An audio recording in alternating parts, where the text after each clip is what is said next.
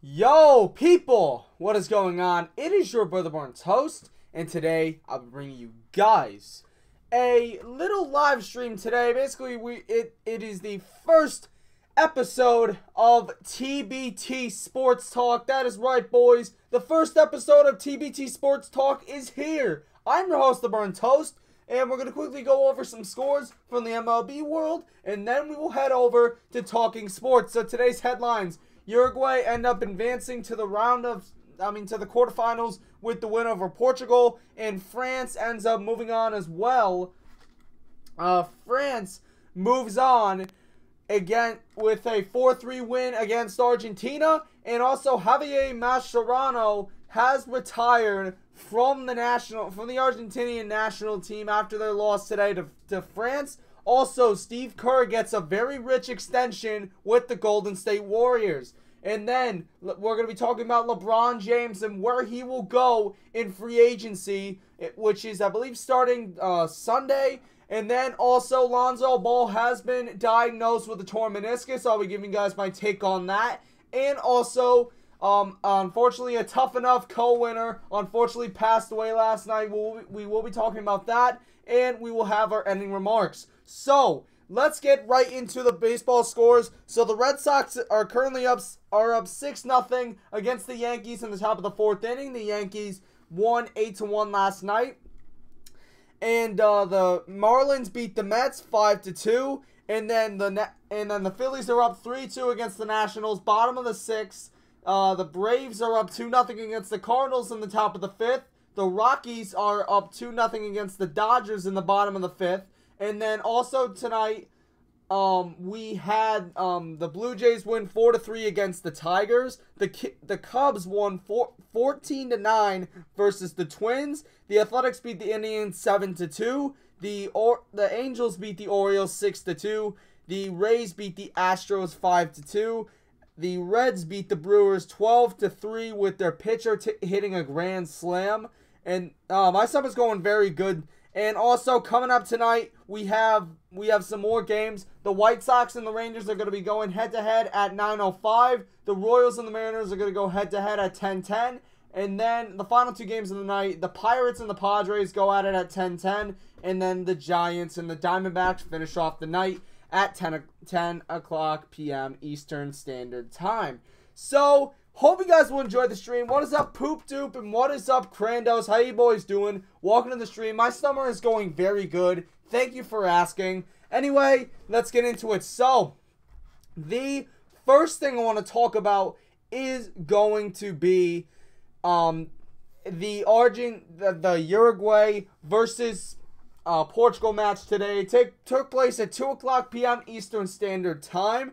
And Uruguay ended up winning 2-1 with Edinson Cavani getting 2 goals and the 1 goal coming from Pepe of Portugal. Now, personally, in my opinion, I thought this was a great match. You know, Cavani really showed up and he scored those 2 goals with ease, basically. And I think that we're just not ready. Portugal is not ready, and they need to really just stack up on their defense. And I think that, you know, great job by Uruguay. They actually have a shot at winning this championship now. They really have been good in the World Cup, but, you know, Portugal just has not been good. And also, Ronaldo ended up getting a yellow card as well, because near the end of the game, they were arguing with the referees. They were trying to go very fast, and the end of the game was very hectic because apparently there was a foul in the box, and the VAR guys were trying to basically see what happened in the box, and nothing happened in the box. So it ended up Ronaldo and Portugal did not get a penalty kick, and Uruguay moved on to the round of 16. And as I said before, Cavani did score 2 goals. He is a very world-class striker. I really think that this guy is absolutely incredible. I think that he really does work for that Uruguayan squad, and I think that it was a great game personally. I really do love the fact that Ronaldo, we played good and stuff. However, we just could not get the job done against Uruguay. And just a great match again. You know, one of the best matches of the year, in my opinion. And, yeah. So, that is pretty much it for right now. Oh, geez. Oh, geez. Anyway, let's move on. So, oh yeah, I do want to say one thing now.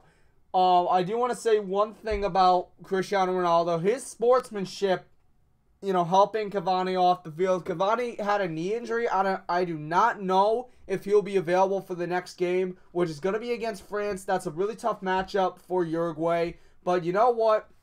Played good against Portugal today, but Portugal really have a lot of holes in their defense that they need to address. And, it's just one of those things. What's up, man? How you doing? Oh no. Oh man, my chat. You guys are something else, man. My live chat's something else. Anyway, it's gonna be a very tough matchup for Uruguay. Going up against France. They do have Pogba, they do have Griezmann, and Mbappe played really good today. So Mbappe will definitely be a cog in that whole France offense. But I think that Portugal really does have a lot of holes in their defense. They need to address it, and hopefully they come back stronger in the 2020 Euros. Good job for Uruguay, though. Cristiano Ronaldo, basically what happened was Cavani got a knee injury, and Ronaldo showed sportsmanship with helping him off the field despite them being down 1-0. Despite them being down 1-0. And, yeah. So, that is pretty much it. And we're going to move on to our next topic, which is Lionel Messi. So, France ended up winning 4-3 against Argentina. A very high-scoring game and one of the best games of the tournament. And Messi I don't believe he scored a goal. And Mbappe Lawton, though, did get 2 goals. And then one of the goals was scored by their center mid. And then there was, I believe, a penalty kick. And, this game was very good, though. I really do like France in this tournament. I think that they're a very great team. They showed that in the Euro 2016. Unfortunately, they fell to Portugal with a late goal in extra time. But I really think that France has a good shot at winning the Euros this year. And, that's just basically it. I think that France has a really good shot at winning the World Cup. Did I just say Euros? I think I did. But they have a really good shot at winning the World Cup. And France is a really good team, though. That attack is absolutely...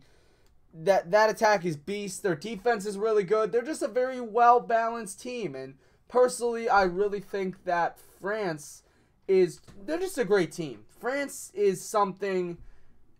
France is a good team, okay? Portugal beat them, but you know what? That wasn't on a last-minute goal. And I really do think, though, France has a good chance of winning this, and especially with Germany getting knocked out as well in the group stages, which is a big shock to me. I actually had them winning the World Cup, and they get knocked out in the group stage, so that kind of stinks. But, yo, what's up, Nate? How you doing, man? Welcome to the TBT Sports Talk live stream, episode 1. Now, I know I'm not the best sports talk guy, but you know what? I'm a teenager. What can you expect, bro? Anyway, so... Messi, this might be the last game for Messi, and it's kind of ironic, actually, because Messi and Ronaldo, the world's 2 best players, got knocked out on the same day. Yeah, Nate, they both got knocked out. Messi and Ronaldo both got knocked out, man. I'm a Portugal fan, so that hurts, but Messi and Ronaldo got knocked out, and people were saying it's the end of an era for Messi, and honestly, I think it is. Messi has tried so many times to win this team the World Cup or a championship in that matter, Copa America, World Cup. They don't compete in the Euros, but Messi kind of blew it. I gotta be honest. Messi is less clutch than Ronaldo, and I'm gonna tell you guys why. I know it's not a very popular opinion, but I gotta tell you guys why. So, the reason why I think Messi is less clutch than Ronaldo is due to the fact that Messi blew his chance at winning the Copa America. And if you guys don't know, in 2015, it was Chile versus Argentina in the final, and Messi took a penalty kick, and he skied it. And I think if he made that penalty, Argentina would have won the Copa America, but Chile ended up getting the win, and I think that was not clutch by Messi at all. I think that Messi blew his chance at an international trophy, and I think the only championship he's won with Argentina is an Olympic medal, I think.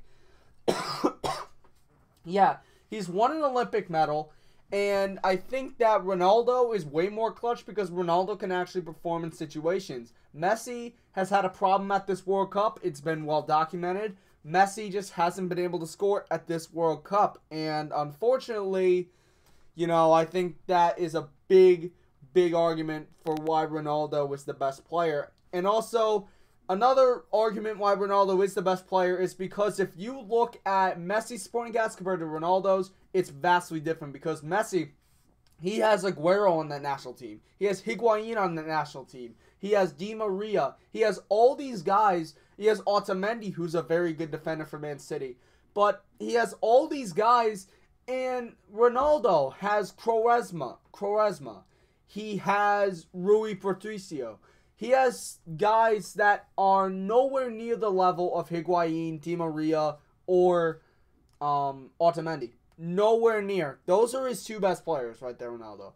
And, oh yeah, I'm up to the France headline, bro. I actually got to make checks for that. I am going to work on that next stream, but I'm going to switch from images, and the images are basically going to reflect the headlines, so I'm trying to do this.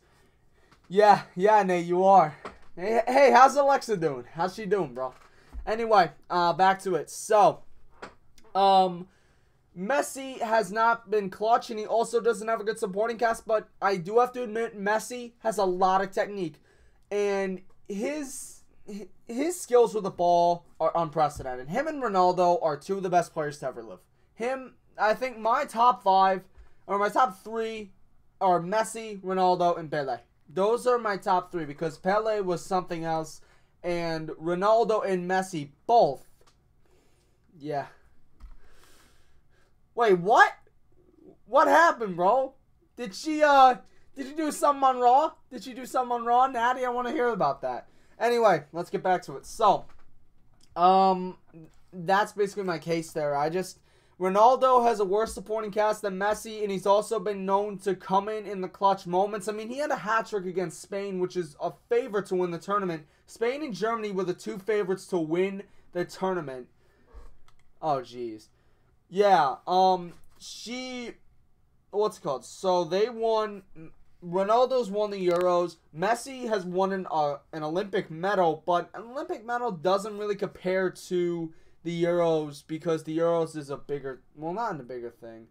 And, I rest my case. People could say anything they want, but I think Ronaldo's better than Messi because of his supporting cast and also his supporting cast and also the fact that Ronaldo is more clutch than Messi. He can come in at the clutch moments. So, overall, though, I felt that game was really good against France and Argentina. I'm kind of sad to see Messi go out, but you know what? Messi, you've had a great international career, also a great club career, and Messi is going to be remembered as one of the best players in the world and one of the most well-known players in the world as well. So, Messi, you've done very good in your international career, but I think it's time to call it a career. And speaking about calling careers, we move on to the next headline, which is Javier Mascherano, a midfielder / center back for Argentina, announced his international retirement just moments after Argentina's loss to France in the World Cup round of 16. And Javier Mascherano has had a really good international career as well as a good club career. Mascherano does play at Barcelona, so, I got to give a lot of respect to Mascherano, though. He really did play good against Nigeria, and he was really carrying that team, so it's very sad to see him go, though, and I wish Javier Mascherano the best, basically. I wish him the best, even though, that's coming from a guy who supports Portugal. I really do wish him the best, and hopefully his club career, I hope his club career does go very well, add a few more titles, but personally, he's over. Mascherano has been a very decent defender for the past couple of years, and it's just sad to see him retire like that, but you know what? This is actually less help for Messi, but Mascherano, take a bow, sir. You've had a great international career, and hopefully your club career will be good, and you can start winning some more titles with Barcelona. And now, the next thing we got to move on, we're moving on to NBA. And Steve Kerr got a new extension in the NBA. And yeah, Steve Kerr, coach of the Golden State Warriors, got a very rich extension according to reports from ESPN. And, you know, it's Kerr got a very rich extension. And now I'm trying to find this on my phone here. I should have researched, you know, but I did not research. Unfortunately, I did not research. So give me 1 second, my friends. Yeah, Steve Kerr though, big extension for Steve Kerr, very rich extension, and it's well deserved. Steve Kerr is one of the best coaches in the NBA, and he's a big cog in that Warriors championship teams from 2015, 2017, and now 2018. Nate says, in my opinion, a main part of Golden State's success is because of Kerr. Yes, I definitely agree, because if you just have players on the court and no coach, who are they going to learn from, you know? And I think that Kerr is a great coach, and he does not get enough credit. I do agree with Nate. I think all the credit goes to guys like Curry and Durant and Green and Thompson, and I think that a lot of credit should go to Steve Kerr. He's the real mastermind behind all of the championships. You know, he's been a mastermind, and also Mark Jackson is another big guy that really helped Golden State, because he brought all those players in. He brought Curry in, he brought Thompson in, he brought Green in, he brought all those guys to Golden State, and now look at them. Green is top candidate for Defensive Player of the Year. Curry is always an MVP candidate, and you know, 2-time MVP, and Thompson is a great three-point shooter, and also Kerr was a main part in bringing Durant to Golden State, and Durant is now considered one of the best small forwards in the league and one of the best players in the league, bottom line. And yeah. Oh, NBA awards thoughts? Okay, well, let's get it. So, first of all, James Harden won the MVP. I really think that James Harden does deserve it. He had that, I think, what was it, 60-something point triple-double? Yeah, 60-something point triple-double. I really think that James Harden did deserve that MVP. And, you know, people could say LeBron all they want, but I think Harden really deserved it because of his work ethic. Plus, he was on a team that did face the Warriors. He almost beat the Warriors. That's a very big thing, and I think that was a major decision in letting him win MVP, because he almost defeated the best team in the NBA. People could say the Cavs all they want, but I think that the Warriors are the best team in the NBA just because of what they have over there. I mean, Curry, world-class player. Durant, world-class player. They got Draymond Green, who is a great defensive player. And then Klay Thompson, who can shoot the three very well. Playing 82 games plus bringing a crap team to the finals. Yeah. I do agree, but I still think that Harden has done more. Yeah, CP3, yep. Okay, so back to Steve Kerr. So Steve Kerr signed the contract extension that will make him one of the NBA's highest paid coaches. And apparently it does not say how much money it's for.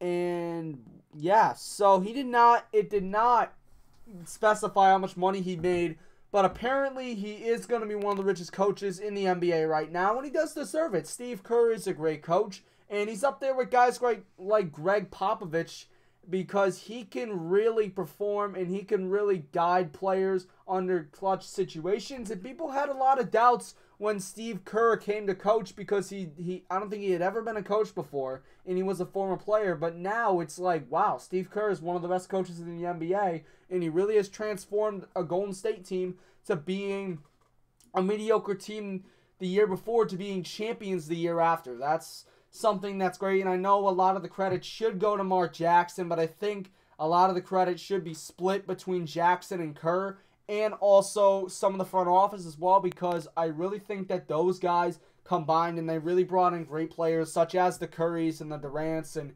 Greens and the Thompsons. You know, they brought in some good players, and yeah. And by the way, I think we're going to get onto this, okay? This is going to be very interesting because I have some thoughts on this. LeBron James. This man is so reported in the NBA. This should be interesting. Let's get into it. So, LeBron James. He is going, it's the Decision 3.0. As you guys know, on Friday, he opted out of his $30-some million option with the Cleveland Cavaliers, and he will be on the market, I think, on Sunday or Monday. And some teams that have been discussed are the Celtics, the Lakers, the 76ers, the Miami Heat have been discussed, the Rockets, the Spurs. These guys have been really discussed, and I will give you guys my take on this. So, LeBron James. This man is the best player in the NBA. Best all-around player in the NBA. And I think, let me just take a sip of water real quick. Dude, I just gotta take a sip. Stay hydrated, kids. Anyway, back to what I was saying. So, LeBron James, the best all-around player in NBA history. I said it. He's the best all-around player in NBA history because he can shoot the three. He can get rebounds. He can get assists. He can score inside and from the mid-range. He is a great all-around player. Jordan was most known for scoring inside and getting dunks and stuff. And that is, I think that Jordan was most known for that. And LeBron can do everything. He's a great utility man because he can do everything. And LeBron is the best all-around player in NBA history. So, right now, I think he's going to go to the Lakers. I'm so sorry, Nate. I think he's going to go to the Lakers, though, because when you see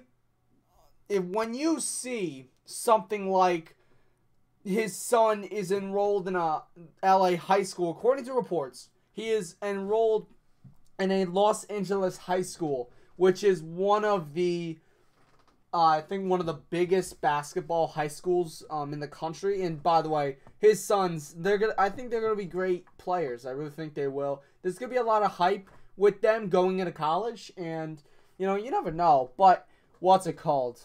LeBron is gonna go to LA because LA has a lot of cap room, and they also have some guys to trade. Now, they did not get Kawhi Leonard before LeBron made his decision, and there was a lot of pressure on Los Angeles. Magic Johnson even was so confident to make a statement that he would resign in 2 years if the Lakers had not acquired big free agents such as the LeBrons or the Kawhis or the Georges. And I think that LA, they now have a lot of pressure, and Magic Johnson, they both have a lot of pressure to get LeBron to LA. And if LeBron goes to LA, he will... Oh, did I not include this? I did not. Wow. Okay. I gotta include something. Oh yeah, Toast, my team lost the Lob City trip. Oh my goodness. I feel so bad for you. Paul's gone. Griffin's gone. And now DeAndre Jordan opts out. Dude, I feel for you, man. Yeah. Jeez, bro. No, he's a shooting guard. Well, he's point guard and shooting guard. But anyway, Austin Rivers is a point guard and a shooting guard, I believe. So, LeBron James. He's going to go to LA because I think that Magic Johnson's going to get the job done. I think he really can because, what's it called? LeBron, a report came out today that LeBron plans no physical meetings with the Cavaliers before he became a free agent. And I think a big factor in that decision is because Dan Gilbert said in a statement that he would have his team back if LeBron did opt out and went to another team. I think that was the nail in the coffin for LeBron. He's not coming back to that city. Did not get any help, and he was a big decision. He was a big decision maker in that team. Dan Gilbert really did not have any power because it was all what LeBron wanted. And LeBron, I mean, I get it because LeBron is your biggest player and the most marketable player in the NBA. So many people know his name now. And if LeBron didn't like something, he would speak out about it. There was a lot of issues early in the season for the Cavs because they had guys like Wade and D Rose and who's it called, like Channing Frye. Channing Frye, really? And Tristan Thompson, too. He got signed to an extension. But they ended up making a smart move, and they traded away players. They traded Isaiah Thomas, who was not doing anything, and Channing Frye to the Los Angeles Lakers, and they got in return Jordan Clarkson and Larry Nance Jr., and then they also got Rodney Hood from the Utah Jazz, I believe, and then they also got George Hill from the Sacramento Kings. And those guys were really good, but LeBron did not really have any help, and I think that it really showed in the Eastern Conference Finals, because in the Eastern Conference Finals, LeBron was the only guy scoring points, and nobody else really helped out. Like, I saw, like, LeBron had, like, 30-something points, and then guys had, like, 2, 3, 4. Like, they had very low points, and it showed LeBron was not getting help. And then if you look at the Boston side, like, let's see, Horford had, like, 10-plus points. Tatum had a lot of points. Brown had points. You know, they were more spread out. And, Jordan Clarkson. Yeah, he was not good at all, man. But anyway, LeBron had no help in Cleveland, and I think this is a very smart decision for him. Now, he's going to get hate for it, you know, obviously, but he got hate when he left Miami and when he left Cleveland the first time. And I think that LeBron deserves to leave because he fulfilled his expectations, and his expectation was to win an NBA championship and bring the championship home to Cleveland. And what did he do? He brought that championship. Now, if he didn't bring the championship, might have been a different story, but he brought the championship to Cleveland. And now I think he deserves to opt out and go to a different team.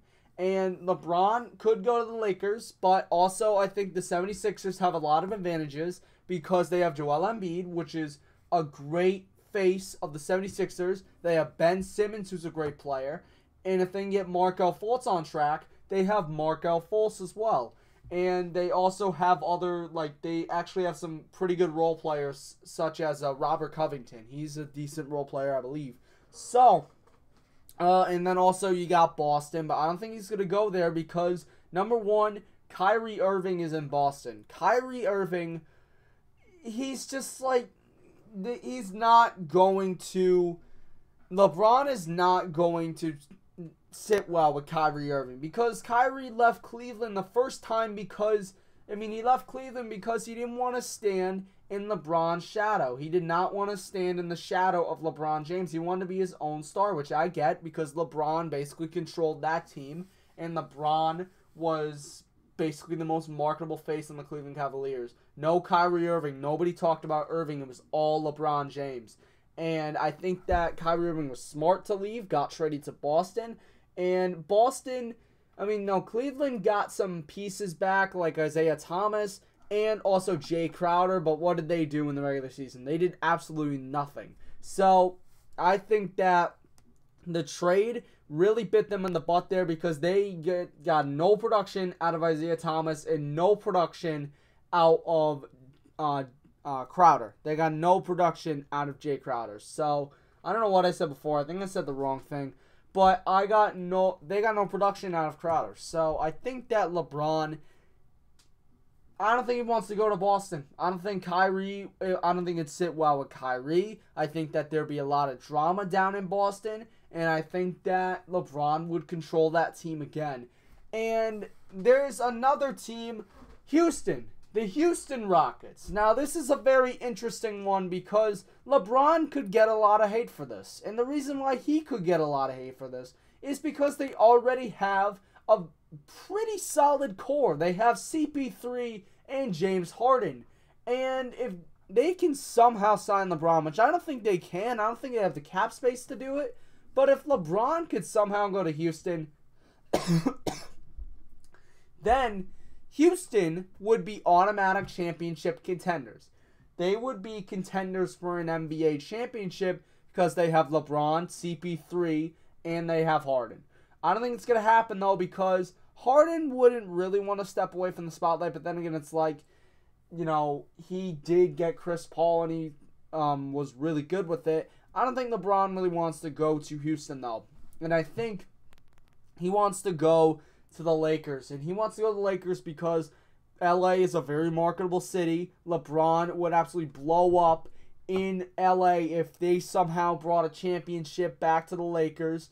LeBron would be the best player ever in the LA people eyes because LeBron brought him that championship. And Nate said trade Trevor Ariza and Anderson for LeBron and some picks. That's decent, but then again, they can't trade because LeBron will become a free agent. They can't trade.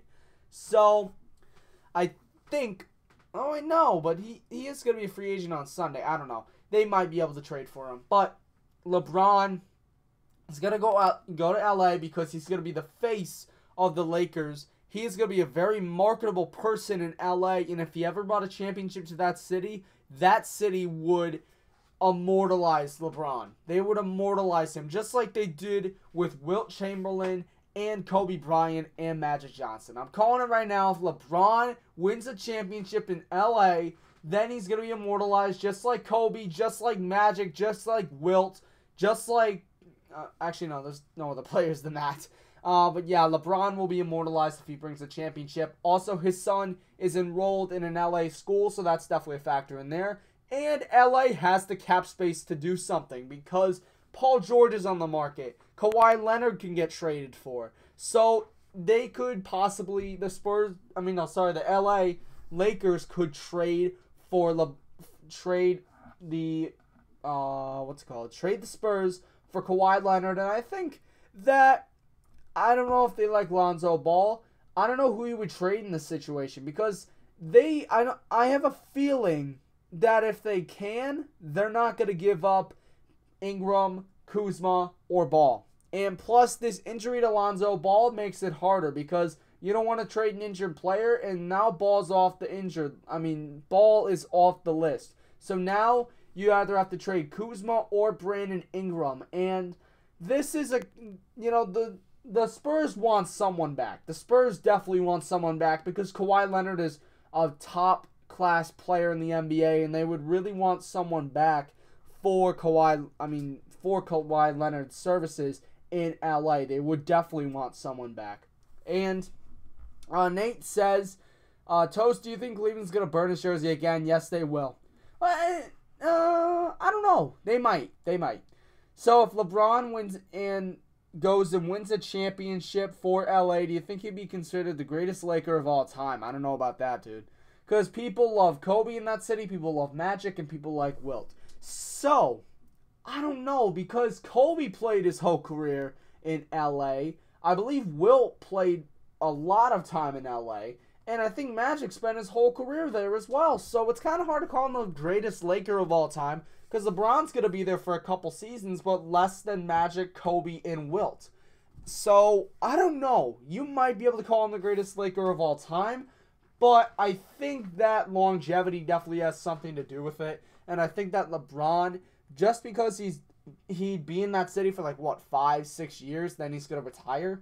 So, not completely sure if they would basically call him the greatest Laker of all time. I know some people would, but, logistically, you'd be looking at Kobe and Magic as the best because Magic and Kobe both spent their whole careers at Laker Town and they brought him a lot of championships. So, you never know. And just LeBron on that team's not going to work. They have to get someone else. They have to.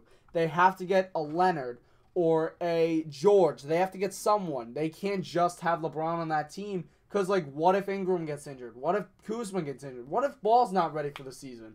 You can't have that. You got to have someone else on that team that's going to produce. Like a Leonard, like a Paul George. You need someone else on that team. And that's pretty obvious, but LeBron really needs someone else on that team, or otherwise that team's not going to be successful.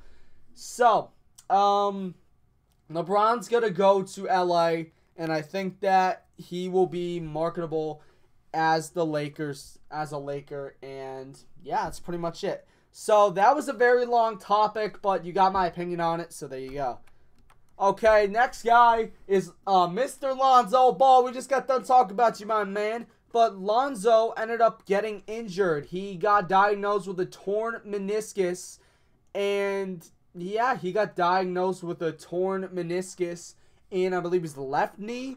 And Lonzo Ball, they are speculating he's going to be back before the regular season does start. And I think this is kind of a big blow to Laker Town because Laker Town really loves Lonzo Ball. And LeVar Ball, you created all this, my man. You really did create all of this. LeVar Ball, I really don't like you because you're really cocky and you don't know what you're talking about. He was saying he'd be Michael Jordan one-on-one in you said you can beat Michael Jordan one-on-one even though you didn't even average 5 points in college. That's a little bit too cocky. I mean, Michael Jordan, one of the best players of all time. He might have had that injury. Rollins might have had that injury. Anyway, Lonzo Ball, yeah. LeVar is a clown because he said he can be Jordan in a one-on-one. He's also going to say that Lonzo would bring the Lakers to the playoffs in his first year. Are you kidding me? Brandon Ingram hasn't fully... No, man. LeVar, you really made this guy a big prospect. Now he's going to flop because of you, by the way. And now your other son, LiAngelo, is not going to get into the NBA because the Lakers declined his summer league contract or whatever the heck it is. Oh, I get that. No, you can't say that because they were so good they got drafted out of high school. You can't say that. But yeah, now also LaMelo might not get in as well because, you know, it's LeVar Ball. Do you really want 2 Ball brothers in the NBA? Do you really want that and have LeVar Ball hyping up these 2 brothers to be the best duo in NBA history? Come on, dude. You don't want that. Anyway, so Lonzo Ball got diagnosed with a torn meniscus. He will be back by the start of the regular season. It's going to be a big blow to the Lakers because we don't know how he's going to perform. I think Markelle Fultz had an injury and then his shot was really off. He's going to be in the JVA. No. Anyway, yeah, what's it called? Markelle Fultz had an injury and his jump shot got all messed up and he just wasn't the same. So I hope Lonzo will come back from this. Maybe he'll come back strong. We're not sure yet, but maybe Lonzo can have a better season. I think he might be a really good point guard. And the reason why I say this is because he can really produce. He's like a Magic Johnson. And the reason why he is like a Magic Johnson is because he can rebound. He can assist. He can score. He can do everything. And Magic Johnson is the same thing as him. Magic Johnson could score, rebound, and assist. They would play him, I believe, at center sometimes too. So I think that Lonzo Ball is just like Magic Johnson. He can basically do everything on the court. He's basically not one of the best point guards, but he really can produce for that team. And I think if Lonzo can work on his jump shot and also just be a better player, you know, work on your jump shot, get some more points. If you can get some more points, then Lonzo Ball could be a really good player in the NBA. If he can start scoring a bit more, fix his jump shot, Lonzo Ball could definitely be a threat to win. Well, not win MVP, but Lonzo will definitely be, you know, he will definitely be a good player. If he can just work on his jump shot, he will be good because he showed the NBA last year he can get assists, he can rebound, and he can score as well. So all Lonzo would need to work on is just his shot, and then he would be good.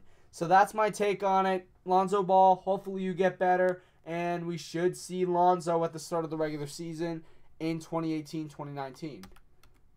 Alright, moving on to some very sad news. Last night, it was reported that Tough Enough co-winner Matt Cappotelli unfortunately passed away age 38 after a second battle with cancer, and it is confirmed by WWE.com. Matt Cappotelli has passed away last night, June 30th, 2018, after losing his second battle with cancer. And this is very sad because Cappotelli did win. He was a co-winner of Tough Enough. I don't know when it was. Actually, it was Tough Enough 3, so he won. He was a co-winner of Tough Enough 3, and unfortunately, he is now passed. And, you know, it's very, very sad. And I send all my condolences out to his family, and hopefully he will get better. I mean, hopefully his family can recover from this loss because this is a very bad loss. You know, nobody wants to see anybody lose a family member, and this is very, very sad. So, Matt Cappotelli, rest in peace, man. You know, we all have prayers for your family and stuff, and I send my condolences, and everybody sends their condolences to the Cappotelli family. And now on a more happy note, some ending remarks. So this was the first episode of the TBT Sports Talk. This is gonna be I'm gonna try to be 2 times a week thing. I don't know when we're gonna have it. It probably is going to be Saturday and maybe Friday as well. We'll be having the TBT Sports Talk. Actually, no, that doesn't work. We'll do Saturday and Wednesday, because usually we get a lot of news within those days. So Saturday and Wednesday we will have TBT Sports Talk, and episode 2 will be going out hopefully Wednesday. And on Wednesday we do go live. I do want to check this. I do want to see when we do go live. You know, but when we go live, you will get a notification if you have turned notifications on.